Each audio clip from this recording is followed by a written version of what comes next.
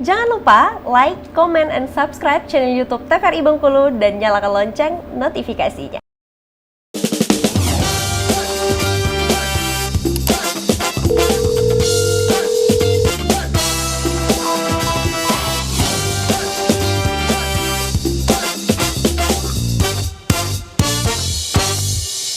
Sahabat sehat, terima kasih Anda masih bersama kami dalam Dokter Kito. Bersama Kita Sehat dengan tema kita kali ini membahas CTS atau Carpal Tunnel Syndrome, atau yang biasa kita sebut sebagai saraf kejepit yang biasa terjadi pada pergelangan tangan ke telapak tangan. Nah, kembali saya mengajak Anda untuk ikut bersama, mungkin mau bertanya atau berdiskusi bersama, boleh langsung saja hubungi ke nomor 08111 103201. Baik, kita langsung lanjutkan lagi, Dokter Junia. Oke, kita lanjut ya. Ini lagi seru tadi kita bahasnya tentang cara terapi atau latihan mandiri di rumah ya. Nah, yang ketiga latihannya bisa kayak gitu digambar. Jadi kita sambil berbaring di atas matras, terus tangannya kita gerakkan. Supaya apa? Supaya fleksibel tuh ligamen-ligamen kita, supaya tidak radang dengan sedikit aktivitas, langsung radang gitu. Jadi lebih fleksibel. Setelah itu pectoralis stretch. Jadi sebenarnya ada otot di dada itu namanya pectoralis. Kita stretching itu, tapi fungsinya ke pergelangan tangan juga. Jadi kita akan bersender di dinding, kayak push up tapi nggak ke lantai. Oh, jadi ke dinding gitu dinding, ya? Kayak digambarnya jadi digerakkan, tapi posisi kakinya tetap lurus ya, Dok? Lurus. Bisa juga scalene stretch, jadi kita tangannya ke belakang, kita stretch kiri kanan seperti itu, seperti digambar, supaya juga otot-otot di sininya jadi lebih lentur, lebih fleksibel ya. Bisa juga dengan cara thoracic extension, dengan cara duduk di kursi, tangannya di belakang kepala, kemudian kepalanya mundurkan ke belakang gitu berulang-ulang. Bisa dengan 2 siklus, misalnya 5x2 atau 8x2 ya. Dengan posisi tubuh tegap ya, Dok? Tegap, kaki agak sedikit dibuka ya. Kemudian ada scapular squeeze, jadi kayak bagian ada otot yang di belakang yang kayak sayap tangan kita, namanya scapular, itu ada tulang juga. Nah, digituin itu juga bisa supaya lebih lentur otot-otot di bagian pergelangan tangan. Kemudian ini yang lumayan sering nih, wrist extension. Jadi tangannya gini. Dilatih terus. Nah, yang paling viral atau yang paling sering kita lihat ya, ini ngapain genggam-genggam bola-bola ya? Atau gini kan ada tuh sering genggam kelereng atau apa, itu bisa terapi selain untuk mengurangi kecemasan, juga biar tangannya rileks, lentur. Namanya grip strengthening. Jadi genggam.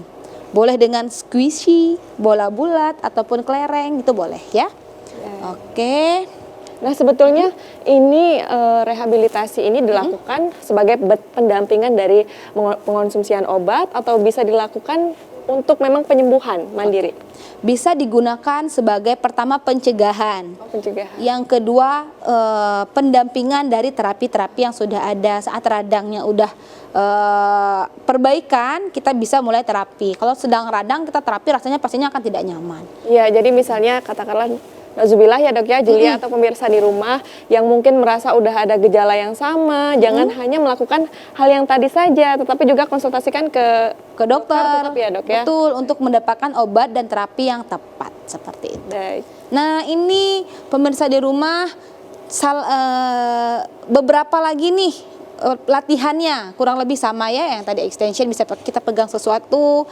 Yang paling mudah dan gampang digunakan ini grip strengthening ini, jadi kita penguatan genggam ya. Oke, ini cara kerja yang nyaman supaya mencegah terjadinya CTS tadi. Ada yang salah dan benar nih, kita contohkan pada saat mengetik atau penggunaan keyboard atau komputer ya. Yang benar itu tangan kita lurus, posisinya dengan siku lurus 90 derajat, tangannya lurus. Jadi memang harus disiapkan juga meja kita, diusahakan lurus ya, Dok, yang ya? setinggi kita, Tinggi, bukan lebih rendah ataupun lebih tinggi. Makanya meja-meja yang digunakan untuk bisanya pekerja itu menyesuaikan dengan tinggi badan. Kan ada meja yang bisa di-adjust tuh, bisa disesuaikan ketinggiannya. Karena itu harus pas. Apalagi duduk yang berjam-jam di kantor, itu sangat mungkin untuk memicu penyakit CTS ini. Begitu. Biasanya itu ada pelatihan khususnya oleh dokter okupasi, oleh perusahaan atau tempat kerjanya ya. Yang betul itu lurus, satu garis lurus. Begitupun posisi ngetiknya. Satu garis, bukan diganjel gitu, bukan. Yang salah itu dia ngembang gini ngetik. Atau dia gini. Itu salah. Atau ketiknya gini-gini. Nah, itu salah. Itu bisa memicu Yang CTS. satu mau cepet, yang satu santai banget. Nggak bisa ya, Dok, Gini-gini, ya? betul. Atau yang cepet banget kayak yang di bawah dia gini-gini ya.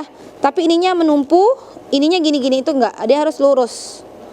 Gitu, supaya mencegah ada radang tadi di terowongan tersebut ya, terowongan kapal tunnel itu. Oke. Nah, ini kelewat sedikit contohnya ya. Kan nggak semua meja nih bisa sama tinggi sama kita. Kita bisa modifikasi dengan memberi ganjalan. Lihat ada ganjalan supaya sama rata. Oh iya. Begitu. Intinya dia harus sama rata antara siku dan pergelangan tangan sama rata. Jadi tidak ada resiko untuk terjadinya radang karena yang bergerak cuman jarinya. Ininya stay, oke? Selanjutnya ini opsi terakhir. Kalau bisa enggak deh gitu ya. Opsinya adalah pembedahan. Kalau dia sudah sangat sempit, jepitannya sudah sangat kuat, radangnya juga sudah semakin berat, bisa dilakukan pembedahan. Kita insisi, kita lapangkan, nanti kita jahit kembali. Tapi ini opsi terakhir ya. Oke, edukasinya yang pertama. Izin sebelum ke edukasi. Tadi Julia lihat itu opsi terakhir itu pembedahan ya. Betul. Nah, sebetulnya faktor terberatnya kalau misalnya katakanlah dianggap sepele gitu, nanti berobatnya padahal udah gejalanya udah paling tinggi banget. Betul. Itu apa sih resiko terburuknya begitu. Oke. Tapi dijawabnya nanti ya. Boleh. Di pariwara berikut. Pemirsa jangan kemana-mana, tetap bersama kami dalam Dokter Kito, bersama kita sehat.